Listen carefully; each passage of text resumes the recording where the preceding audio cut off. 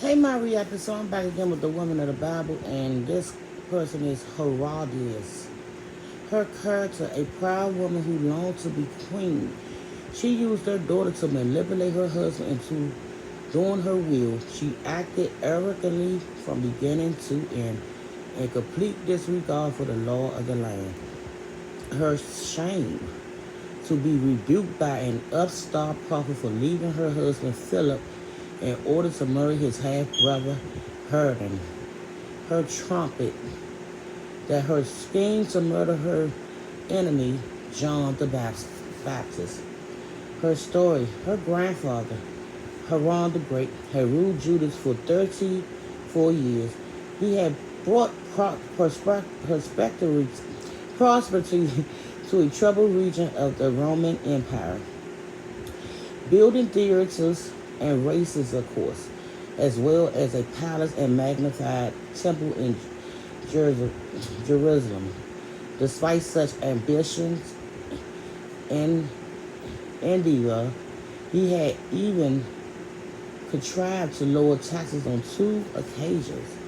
But Haran readings contained shadows that darkened as though the years went on.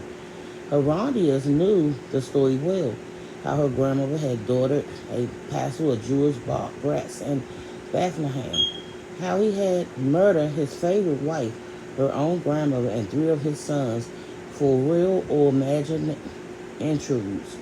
Advancing age and illness did nothing to improve his character. Haran was determined, in fact, that his own death would produce a time of universal mourning rather than celebration. So, in a final act, he commanded all the leading Jews to gather in Jericho. Then he imprisoned them in a stadium and ordered them to be executed at the moment of his death. But the king was cheated of his last wish. His prisoners has been set free as soon as he died in the spring of 4 BC. Not a nice man, her grandfather, but then she thought kings were a rather different order of human beings. Herodias' husband, Philip, and his half-brother, Antipas, had been lucky survivors of Haran, the great bloody family, but Antipas has proved the luckier of the two. For while Philip and Herodias, and they did something wrong with no one to rule, Antipas had been appointed king. She could feel the man's power when he first visited them in Rome, and power was her favorite thing. Though Haran, Antipas was married to the daughter of King, they named y'all to the king to the east. He quickly divorced her in favor of Herodias. In one dicey move, Antipas had stolen his brother's wife, compromised his eastern border, and alienated his Jewish subjects whose law forbade wife swapping among brothers. But with Herodias beside him, Haran Antipas must have thought himself powerful enough to manage the consequences. But neither Antipas nor Herodias had expected their transgressions to become a matter of public agitation. After all, who was there to agitate except the usual ragtag bands of upstarts? A real prophet had not troubled Israel for more than 400 years, but trouble was edging towards them in the form of a new Elijah, whom God had been nurturing with locusts and honeys in the transformation wilderness that bordered their easternmost rim. This prophet, John the Baptist, cared nothing for diplomacy. He could not be bought or bullied, and he was preaching a message of repentance to all who would listen. A voice of one calling in the desert. Prepare the way for the Lord, make straight path for him.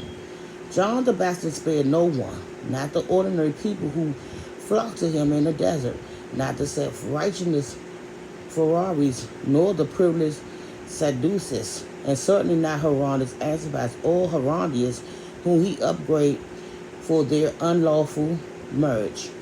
Herodias would have liked for Antipas to kill John, yet even he had to step carefully.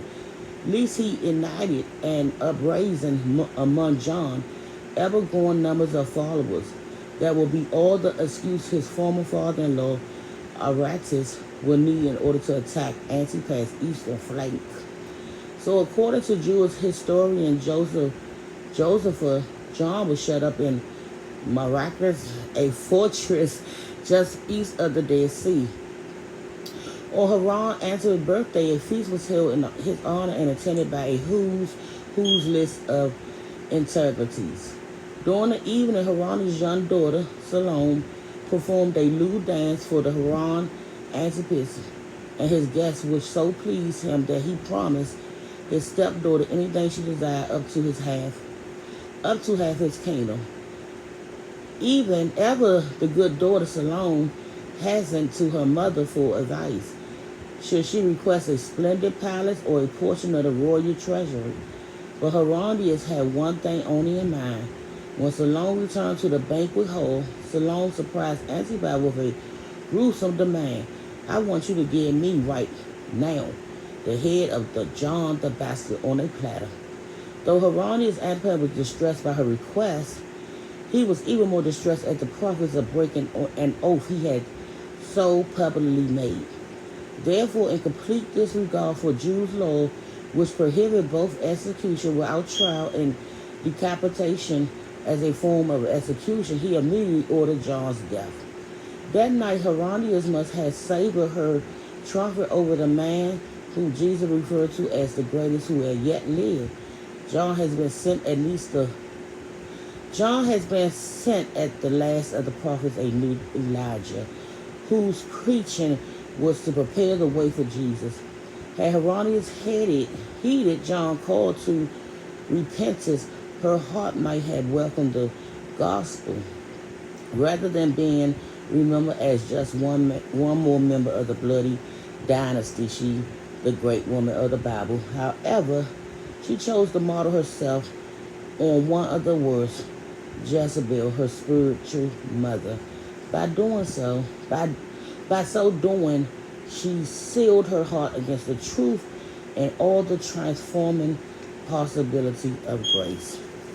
And I will be back with another segment of The Woman of the Bible.